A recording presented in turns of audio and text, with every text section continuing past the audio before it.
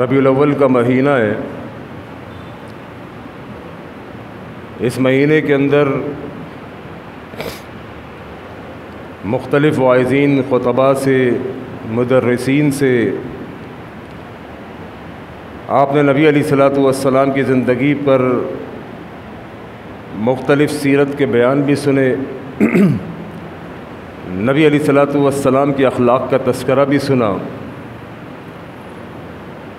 میں چاہوں گا کہ اس مختصر سے وقت میں نبی علیہ الصلوۃ والسلام کی زندگی کی جو آخری لمحات ہیں، ان آخری لمحات کے اندر جو نبی علیہ الصلوۃ والسلام نے چند نصیحتیں فرمائی ہیں جو کہ بہت قیمتی نصیحتیں ہیں، وہ آپ احباب کے سامنے رکھوں۔ یقینی طور پر یہ آخری لمحات جو نبی علیہ الصلوۃ والسلام کی زندگی کے ہیں، جو کہ تقریباً 14 دنوں پر مشتمل ہیں، جو بیماری کی شدت تھی 14 دن، تو 14 دنوں کو 30-35 منٹ کے اندر بیان کر دینا یہ تھوڑا سا مشکل کام ہے، لیکن اس کے باوجود کوشش کروں گا کہ انتہائی اختصار سے بات آپ کو سمجھا سکوں۔ اور یہ بات سنیں گے اس لیے کہ میری اور آپ کی زندگی تبدیل ہو جائے عمل کی نیت سے انشاءاللہ، کیونکہ ایک باپ بھی اگر نصیحت کرتا ہے آخری لمحات میں تو ہم اس کی نصیحت کو بھی بڑے غور سے سنتے ہیں۔ یہ نصیحت جو آخری لمحات میں کی گئی ہے کسی عام انسان نے نہیں، نبی علیہ الصلوۃ والسلام نے کی ہے، میرے آپ کے لیے، رہتی دنیا تک کے آخری امتی کے لیے۔ چنانچہ نبی علیہ الصلوۃ والسلام کے انتقال سے پہلے ہی کچھ دن عرصہ، کچھ وقت پہلے آپ علیہ الصلوۃ والسلام کے دنیا سے جانے کے آثار محسوس ہونا شروع ہو گئے تھے۔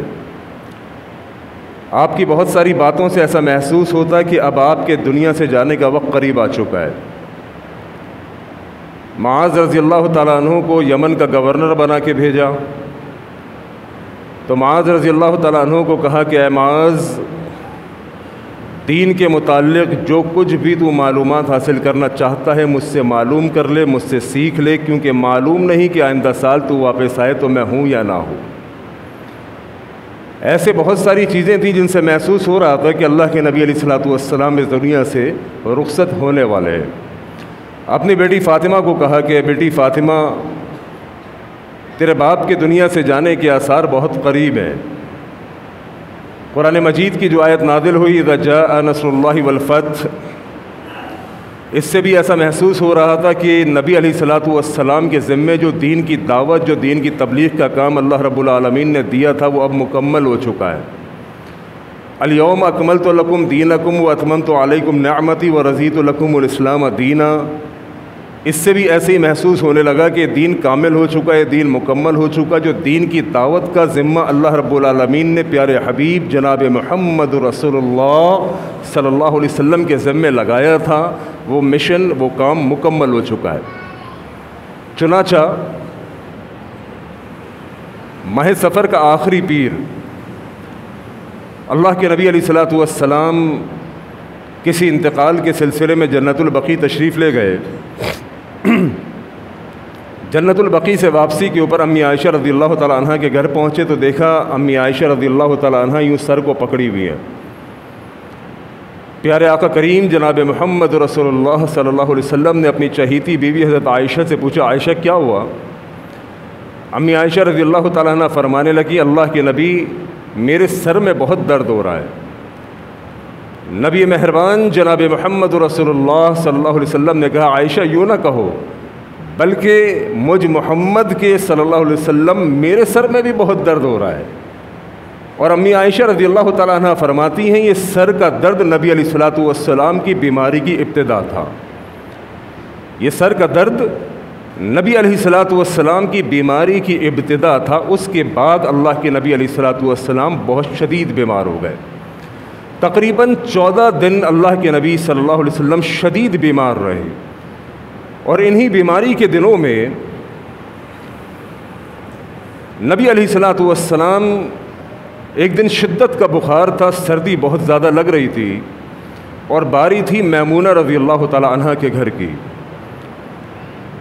تمام کی تمام بیویاں اللہ کے نبی علیہ الصلوۃ والسلام کے قریب موجود تھیں۔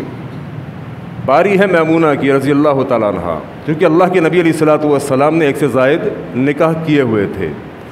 اب تمام کی تمام بیویاں موجود، اور تمام بیویوں کی موجودگی میں اللہ کے نبی علیہ الصلوۃ والسلام بار بار پوچھ رہے ہیں کہ آج میری باری کس بیوی کے گھر پر ہے۔ یہاں پر دو باتیں آپ کے سامنے عرض کروں گا۔ ظاہر سی بات ہے، ہر بات سے کوئی نہ کوئی پوائنٹ نکلتا ہے۔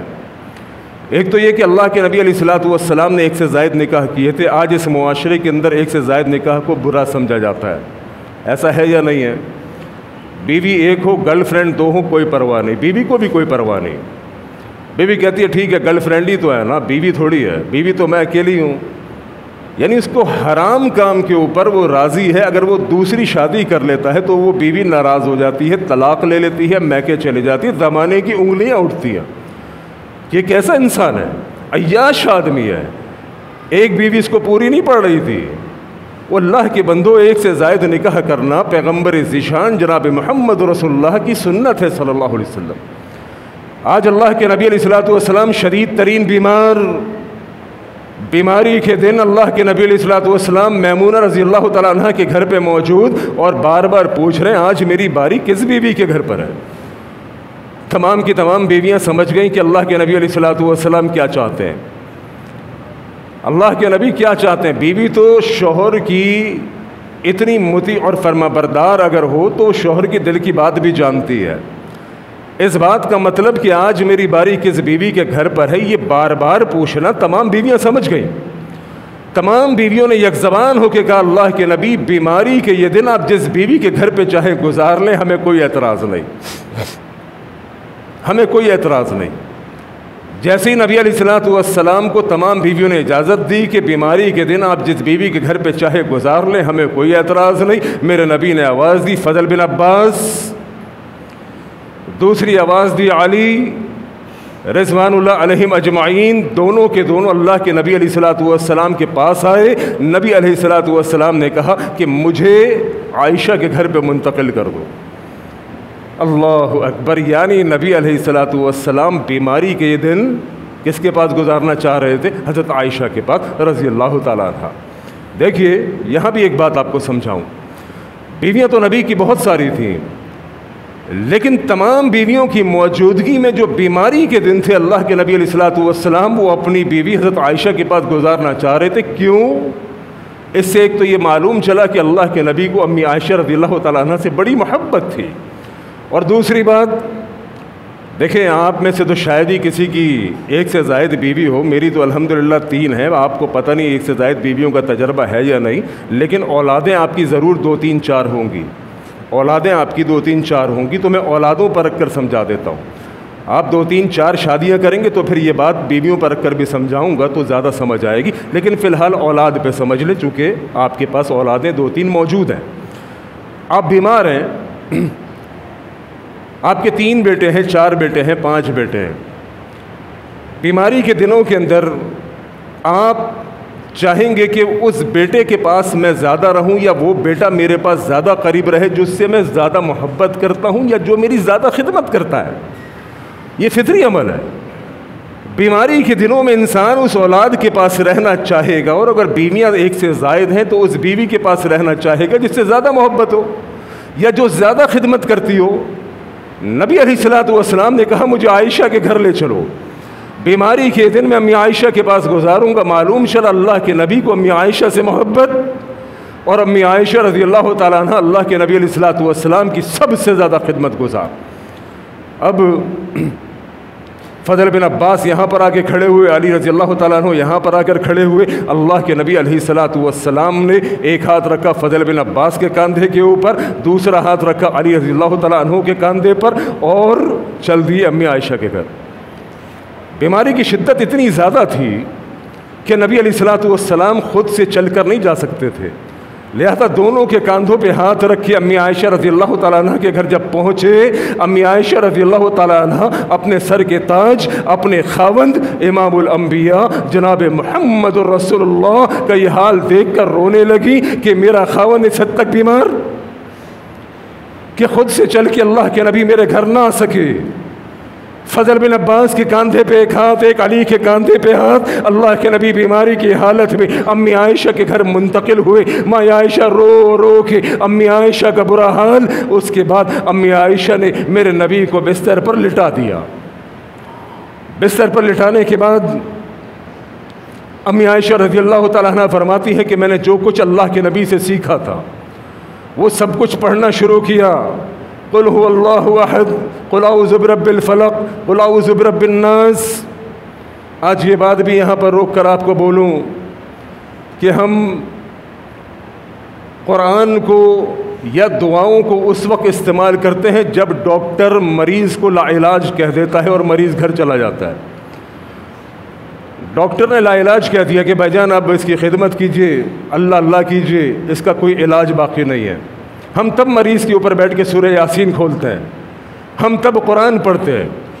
وہ یار قرآن اور قرآنی دعائیں اور جو نبی نے دعائیں سکھائی ہیں، سب سے پہلا کام یہ تھا کہ پورے اعتقاد اور پورے یقین کے ساتھ آپ مریض کے اوپر پڑھ کے وہ دم کریں اور خود مریض اپنے اوپر پڑھ کے دم کرے.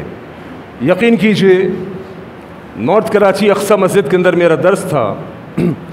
میں نے وہاں درس کے دوران کہا کہ نبی علیہ الصلوۃ والسلام نے مختلف دعائیں سکھائیں، ان میں سے ایک دعا ہے درد کی. جسم میں جہاں کہیں بھی درد ہو، درد کے مقام کے اوپر ہاتھ رکھو، 3 بار کہو بسم اللہ بسم اللہ بسم اللہ. 7 بار کہو اعوذ بعزت اللہ وقدرتہ من شر ما اجد حاضر. 3 دفعہ بسم اللہ، 7 بار یہ دعا پڑھ کے اپنے درد کی جگہ پر دم کرو، انشاءاللہ درد ختم ہو جائے گا. کس نے کہا؟ اللہ کے نبی نے. میرا درس ختم ہوا. درس کے بعد ایک بوڑھا بابا سفید داڑھی والا وہ اٹھ کے میرے پاس آئے اور آ کر کہنے لگے حکیم صاحب آپ نے جو دعا بتائی یہ عربی میں تو مجھے آتی کوئی نہیں تھی. میں نے شدید گھٹنوں کے درد میں مبتلا تھا اور شدید مجھے درد تھا مسجد آنے سے پہلے اور آپ کے درس سے پہلے. جب درس میں آپ نے دعا کہی تو میں نے دل کے اندر اللہ رب العالمین کو کہا اللہ یہ دعا تو ابھی مجھے آتی نہیں، لیکن جو دعا حکیم صاحب نے پڑھی ہے اللہ رب العالمین اس کو قبول فرما اور میرے درد کو ٹھیک کر دے. کہتے ہیں اللہ کو گواہ کر کے کہتا ہوں اللہ کے گھر میں کھڑا ہوں میرا درد ٹھیک ہو گیا. یہ اعتقاد اور یہ یقین کہ اللہ کے کلام میں شفا ہے، نبی نے جو بتایا اس میں شفا. عمل کر کے دیکھو. ہم ڈاکٹر کی دوائیوں سے مایوس ہوتے ہیں، ڈاکٹر سے مایوس ہوتے ہیں. جب ڈاکٹر لا علاج پھر مریض کے اوپر بیٹھ کے قرآن بھی کھولتے ہیں، پھر مریض پر دم بھی کرتے ہیں. کچھ نہیں آتا، سورہ فاتحہ آتی ہے، سورہ فاتحہ پڑھ کے دم کرو.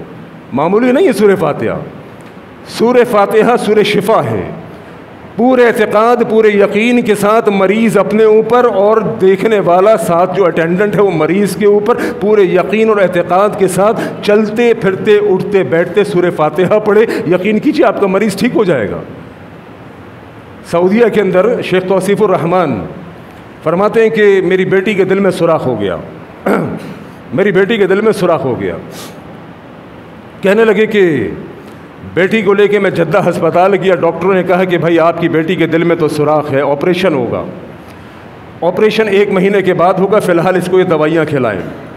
کہنے لگے 1 مہینے تک میں نے اس کو دوائیاں بھی کھلائیں اور 1 مہینے کے بعد کی ڈاکٹر کی تاریخ تھی آپریشن کی. اس 1 مہینے کے دوران فرماتے ہیں کہ میں جب بھی اپنی بیٹی کے پاس بیٹھتا ان گنت بغیر گنے سورہ فاتحہ پڑھ کے اس پر دم کرتا. ایک تو باپ کی محبت. ہم جاتے ہیں مولویوں کے پاس، پیروں کے پاس، بڑے بڑے آستانوں پہ، مولوی صاحب میرے بچے پہ دم کر دی. وہ سب سے بڑا دم یہ باپ خود کر سکتا ہے. اولاد اپنے بیٹے پہ سب سے زیادہ خود، چونکہ وہ جو محبت ہے ایک باپ کی اپنے اولاد کے لیے مولوی کے دل میں کہاں سے آئے گی؟ توصیف الرحمان صاحب فرماتے ہیں کہ میں نے اپنی بچی کے اوپر پڑھ پڑھ کے سورہ فاتحہ دم کرنا شروع کیا. 1 مہینے کے بعد جب ڈیٹ آئی، تاریخ آئی، بچی کو آپریشن کے لیے لے کر گیا. ڈاکٹروں نے کہا کہ آپریشن سے پہلے 1 دفعہ دوبارہ ٹیسٹ کر لیتے ہیں کہ سوراخ اب کتنا ہے، کتنا بڑا رہ گیا ہے. لازم سی بات ہے دواؤں سے سوراخ ختم نہیں ہو سکتا تھا، ورنہ ڈاکٹر آپریشن کی تاریخ کیوں دیتے. ٹیسٹ کو ریپیٹ کیا گیا. ڈاکٹرز حیران ہو گئے، میڈیکل سائنس حیران ہو گئی کہ دل میں سوراخ تھا ہی کوئی نہیں. یہ شیخ نے واقعہ خود سنایا اپنی بیٹی کے بارے میں. پورے یقین پورے اعتقاد کے ساتھ کچھ نہیں آتا تو سورہ فاتحہ پڑھ کے اپنے اوپر دم کرو کہ اللہ رب العالمین نے اس میں شفا رکھی ہے. میرے نبی نے کہا کہ سورہ فاتحہ پڑھ کے دم کرو، اس میں شفا ہے. پورے یقین پورے اعتقاد کے ساتھ انشاءاللہ تمہیں شفا ملے گی. بات بہرحال کہیں اور چلی گئی. میں یہ عرض کر رہا تھا نبی علیہ الصلوۃ والسلام کو امی عائشہ نے لٹا دیا. فرماتی ہیں کہ اللہ کے نبی سے جو کچھ سیکھا تھا وہ ساری دعائیں پڑھ کے اللہ کے نبی علیہ الصلوۃ والسلام کے ہاتھوں پر دم کیا اور نبی کے ہاتھوں کو یوں پکڑ کے نبی کے جسم مبارک کے اوپر پھیر دیا. کیوں؟ نبی علیہ الصلوۃ والسلام کی بیماری اتنی شدت کی تھی کہ آقا علیہ الصلوۃ والسلام خود سے اپنے جسم مبارک کے اوپر ہاتھ نہ پھیر سکتے تھے. امی عائشہ فرماتی ہے میں نے نبی کے ہاتھوں پر دم کیا اور نبی کے ہاتھ نبی کے جسم مبارک کے اوپر پھیر دیے. اس کے بعد کچھ افاقہ ہوا, طبیعت بگڑتی چلی گئی. یہ میں نے کہا آخری کے 2 ہفتے میں آپ کے ساتھ شیئر کرنا چاہ رہا ہوں. طبیعت بگڑتی چلی گئی. انہی دنوں میں بخار کی شدت بہت زیادہ تھی. بخار چڑھتا, سردی لگتی, نبی علیہ الصلوۃ والسلام چادر کو کبھی اپنے منہ پر لیتے, کبھی منہ سے ہٹا دیتے, پھر چادر اپنے منہ پر لیتے, سردی لگتی, سانس پھولنے لگتا, منہ سے چادر کو ہٹا دیتے. اور جب جب نبی علیہ الصلوۃ والسلام اس دن منہ سے چادر کو ہٹا رہے تھے, اللہ کے نبی ایک بد دعا دے رہے تھے, اللہ یہود و نصارہ کو برباد کر, اللہ یہود و نصارہ پر لعنت کر. کیوں؟ کیونکہ انہوں نے اپنے انبیاء کے جانے کے بعد ان کی قبروں کو سجدہ گاہ بنا دیا تھا. میرے نبی نے فرمایا میرے دنیا سے جانے کے بعد میری قبروں کو سجدہ گاہ مت بنانا. یہود و نصارہ کو جس چیز پر لعنت کی انتقال سے کچھ لمحات پہلے میرے محترم بھائیوں, وہ جرم یہ تھا کہ انہوں نے انبیاء کی قبروں کو سجدہ گاہ بنا دیا تھا. آج مسلمان جس نبی کا کلمہ پڑھتے ہیں, جس نبی کا نام لیتے ہیں, اپنے آپ کو عاشق رسول کہتے ہیں, محبان رسول کہتے ہیں, اس نبی کی تعلیمات کو بالکل بھلا بیٹھے. وہ نبی انتقال سے پہلے بد دعا دے رہا ہے کہ اللہ یہود و نصارہ کو برباد کر کہ انہوں نے اپنے انبیاء کے جانے کے بعد ان کی قبروں کو سجدہ گاہ بنا دیا. مسلمانوں میری قبر کو سجدہ گاہ نہ بنانا. یہ تو نبی کی دعا ہے, اللہ کی قسم کہ اللہ نے نبی کی قبر کو شرک سے بچایا ہوا ہے. ورنہ دیکھو باقی بزرگان دین کی قبروں کا کیا حال ہو رہا ہے. ان سے محبتوں کا دعویٰ کرنے والے ان کی قبروں پر جا کے مجاور بن کے بیٹھ چکے, ان کی قبروں پر جا کے منتیں مرادیں حاجتیں مانگنے والے, ان کی قبروں پر جا کر سجدہ کرنے والے. یہ کون ہے؟ یہ مسلمان ہے. یہ کلمہ پڑھنے والے عبداللہ عبد الرحمن ہیں. ان کے نبی نے آخری وقت میں وصیت کی میری قبر کو سجدہ گاہ نہ بنانا. حال ہی نے ایک شعر کہا ہے, وہ شعر مجھے یاد آ گیا. کرے گر غیر بت کی پوجا تو کافر, کرے گر غیر بت کی پوجا تو کافر, جو ٹھہرائے بیٹا خدا کا تو کافر, کہے آگ کو اپنا قبلہ تو کافر, کواکب میں مانے کرشمہ تو کافر. مگر مومنوں پر کشادہ ہے راہیں, مگر مومنوں پر کشادہ ہے راہیں, پرستش کرے شوق سے جس کی چاہے, نبی کو جو چاہے خدا کر دکھائیں, اماموں کا رتبہ نبی سے بڑھائیں, مزاروں پہ جا جا کے نظریں چڑھائیں, شہیدوں سے جا جا کے مانگے دعائیں. نہ توحید میں کچھ خلل اس سے آئے, نہ دین بگڑے نہ ایمان جائے. کیوں؟ کیونکہ میں مسلمان ہوں. یہی سجدہ کافر کرے اپنے بھگوان کے آگے, تم کہتے ہو وہ کافر. یہی سجدہ کلمہ پڑھنے والا مسلمان کرے, تم کہتے ہو یہ مسلمان. یہ کون سا دوہرا معیار ہے؟ مٹی سے بنائے ہوئے اپنے دیوتا کے آگے وہ ہندو, وہ منموہن نام جس کا, اگر وہ سجدہ کرے تم کہتے ہو یہ کافر ہو گیا. وہ نام عبداللہ عبد الرحمن رکھنے کے بعد مٹی کی قبر کے اوپر یہ سجدہ کرے, تم کہتے ہو یہ مسلمان. یہ کون سا اسلام ہے؟ میرے محترم بھائیوں, شرک سے بچو. شرک انتہائی حساس جرم ہے. ان اللہ لا یغفر ان یشرک بہ, بے شک اللہ نہیں معاف کرے گا جس نے اللہ کے ساتھ شرک کیا. وَيَغْفِرُ مَا دُونَ ذَلِكَ لِمَن يَشَاءُ, شرک کے سوا وہ جس گناہ کو چاہے گا معاف کر دے گا. شرک سے بچ جاؤ. إِنَّهُ مَن يُشْرِكْ بِاللَّهِ فَقَدْ حَرَّمَ اللَّهُ عَلَيْهِ الْجَنَّةَ وَمَأْوَهُ النَّارُ. وہ مشرک ہمیشہ کی جہنم میں رہے گا. اللہ مجھے آپ کو شرک سے محفوظ فرمائے. میرے محترم بھائیوں, نبی علیہ الصلوۃ والسلام کو بخار کی شدت تیز ہونے لگی. جب بخار کی شدت تیز ہوئی, اللہ کے نبی علیہ الصلوۃ والسلام نے کہا 7 مختلف کنوؤں کا پانی لے کر آؤ. 7 مختلف کنوؤں کا پانی لایا گیا. نبی علیہ الصلوۃ والسلام نے اپنے اوپر ڈالا اور جا کے ممبر پر کھڑے ہو گئے. ممبر پر کھڑے ہو گئے اور خطاب کیا۔ خطاب کے دوران اللہ کے نبی علیہ الصلوۃ والسلام نے لوگوں کے سامنے اپنے آپ کو پیش کیا، کہا لوگو، اگر مجھ محمد نے کسی پر کوئی زیادتی کی ہو، اگر میں نے کسی پر کوئی ظلم کیا ہو، کوئی زیادتی کی ہو، آج محمد کی پیٹھ حاضر ہے صلی اللہ علیہ وسلم، دنیا میں اپنا بدلہ لے لو۔ اس کے بعد اللہ کے نبی علیہ الصلوۃ والسلام نے کہا لوگو، ایک شخص ہے کہ جسے اللہ نے اختیار دیا ہے، چاہے تو دنیا کی زیب و زینت میں سے جو چاہے لے لے، چاہے تو آخرت میں اپنا حصہ لے لے۔ لوگوں، اس شخص نے دنیا کو چھوڑ کر آخرت میں اپنا حصہ چن لیا۔ وہ مجمع میں سارے موجود، ابو بکر رونے لگے، سارے موجود ابو بکر رضی اللہ تعالیٰ عنہ رونے لگے نبی کی یہ بات سن کے کہ لوگوں، ایک شخص ہے جسے اللہ نے اختیار دیا ہے، چاہے تو دنیا کی زیب و زینت میں جو چاہے لے لے، چاہے تو آخرت میں اپنا حصہ لے لے۔ لوگوں، اس نے دنیا کو چھوڑ کر آخرت میں اپنا حصہ چن لیا۔ وہ ابو بکر کو سمجھ آ گئی، ابو بکر رضی اللہ تعالیٰ عنہ رونے لگے۔ صحابہ کہنے لگے یہ ابو بکر کو کیا ہو گیا؟ نبی اپنے بارے میں تھوڑی کہہ رہے ہیں، نبی صلی اللہ علیہ وسلم تو کہہ رہے ہیں کہ ایک شخص ہے جسے اللہ نے اختیار دیا، چاہے تو دنیا کی زیب و زینت لے لے، چاہے تو آخرت میں اپنا حصہ لے لے۔ اس نے دنیا کو چھوڑ کر آخرت میں اپنا حصہ لے لیا۔ یہ ابو بکر کو کیا ہوا؟ یہ کیوں رو رہا ہے؟ اللہ اکبر۔ جب نبی علیہ الصلوۃ والسلام کا انتقال ہوا تو صحابہ فرماتے ہیں، اس حدیث کے راوی حضرت ابو خدری رضی اللہ تعالیٰ عنہ، ابو سعید خدری رضی اللہ تعالیٰ عنہ، وہ فرمانے لگے کہ اب ہمیں معلوم چلا کہ ابو بکر ہم میں سب سے زیادہ دانشمند، ہم میں سب سے زیادہ عقل مند، کہ جن کو اس دن اللہ کے نبی کی بات سمجھ آ گئی کہ اللہ کے نبی اپنے بارے میں کہہ رہے تھے کہ میرا اس دنیا سے جانے کا وقت قریب آ چکا ہے۔ اللہ اکبر۔ بالکل آخری وقت نبی علیہ الصلوۃ والسلام کی بیماری شدت اختیار کرنے لگی۔ پیر کے دن اللہ کے نبی علیہ الصلوۃ والسلام کا انتقال ہوا۔ انتقال سے تقریباً 4 دن پہلے اللہ کے نبی علیہ الصلوۃ والسلام کو بخار کی شدت ہوئی۔ بخار کی شدت اتنی شدید تھی کہ نبی علیہ الصلوۃ والسلام کا سانس پھولنے لگا۔ نبی علیہ الصلوۃ والسلام نے مسجد جانے کی کوشش کی کہ مسجد جاؤں اور جا کے مسلمانوں کو نماز پڑھاؤں، لیکن جیسے ہی اللہ کے نبی علیہ الصلوۃ والسلام کھڑے ہوئے، آپ علیہ الصلوۃ والسلام بے ہوش ہو کے گر گئے۔ پھر اللہ کے نبی کھڑے ہوئے، پھر اپنے اوپر پانی ڈالا کہ مسجد جا کے مسلمانوں کو نماز پڑھاؤں۔ پھر اللہ کے نبی علیہ الصلوۃ والسلام بے ہوش ہو گئے۔ پھر اللہ کے نبی نے اپنے بار 3 بار پانی ڈالا، لیکن اس کے باوجود اللہ کے نبی اس قابل نہ ہو سکے کہ مسجد جا کے مسلمانوں کو نماز پڑھاتے۔ ابو بکر رضی اللہ تعالیٰ عنہ کو کہا کہ مسلمانوں کو نماز پڑھاؤ۔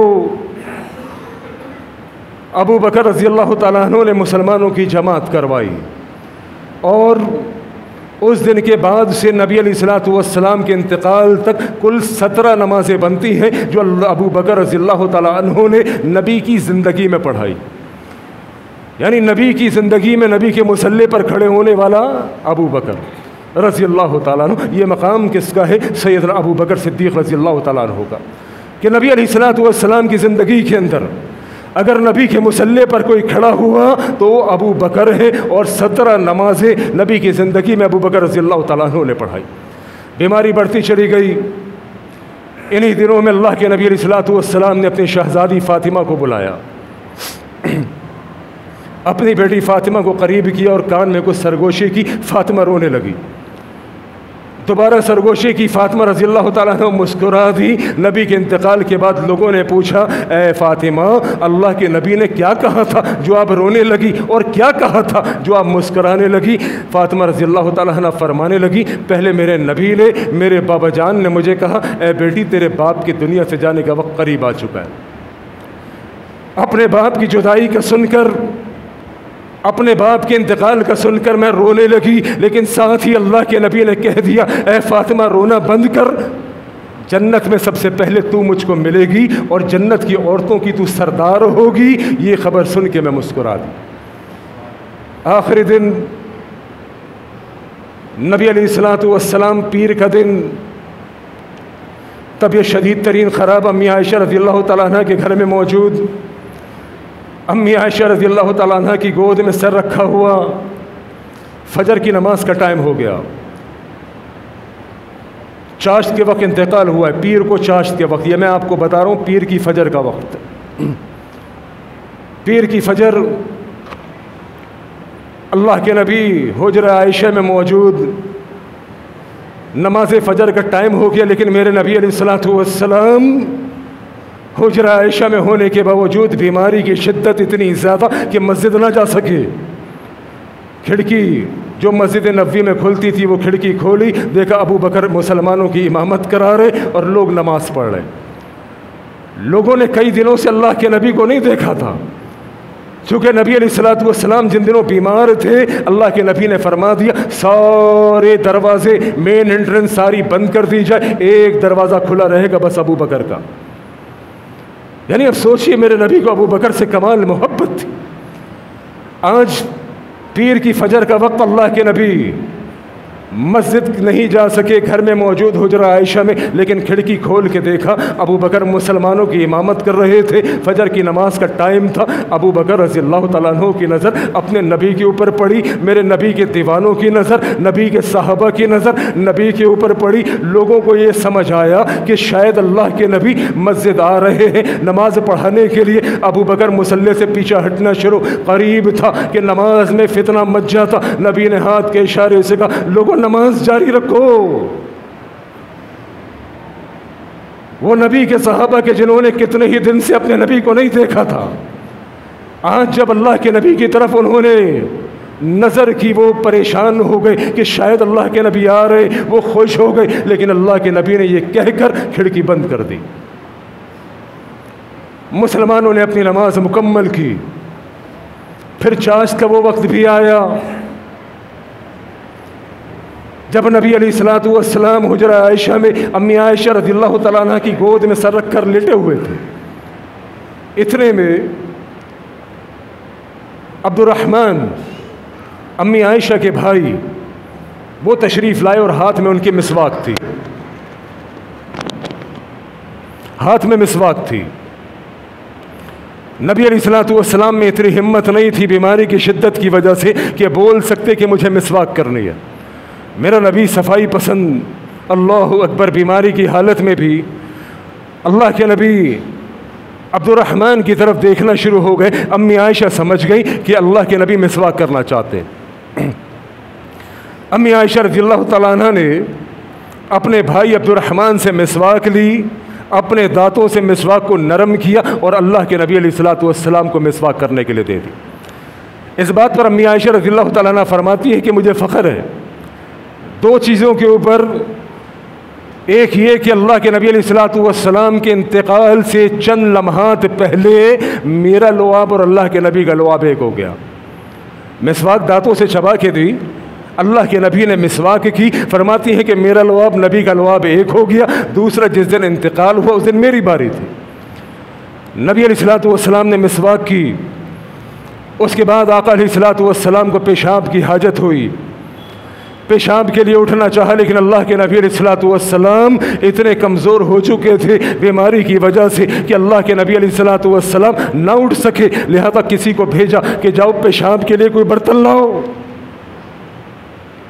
ابھی برتن لینے والا برتن لے کر واپس آیا بھی نہیں تھا، میرے نبی علیہ السلام کی نظریں آسمان کی جانب اٹھی، ہاتھ اٹھا اور اللہ کے نبی نے کہا اللہم رفیق الاعلی، یہ کہہ کے اللہ کے نبی علیہ السلام کا ہاتھ نیچے آتا ہے، آقا علیہ السلام کا انتقال ہو جاتا ہے۔ ان للہ و انا الیہ راجعون۔ اللہ کے نبی علیہ السلام کی یہ خبر انتقال کی جب پھیلتی ہے، مدینہ میں کوہرام مچ گیا، لوگ اس بات کو قبول کرنے کو کوئی تیار نہیں کہ نبی علیہ السلام ہمیں چھوڑ کے دنیا سے چلے گئے۔ ایک اشتعال مچ گیا، ایک کوہرام مچ گیا۔ عمر فاروق رضی اللہ تعالیٰ عنہ ننگی تلوار لے کر کھڑے ہو گئے کہ جس نے کہا میرا نبی اس دنیا سے چلا گیا، عمر کی تلوار اس کی گردن اڑا دی۔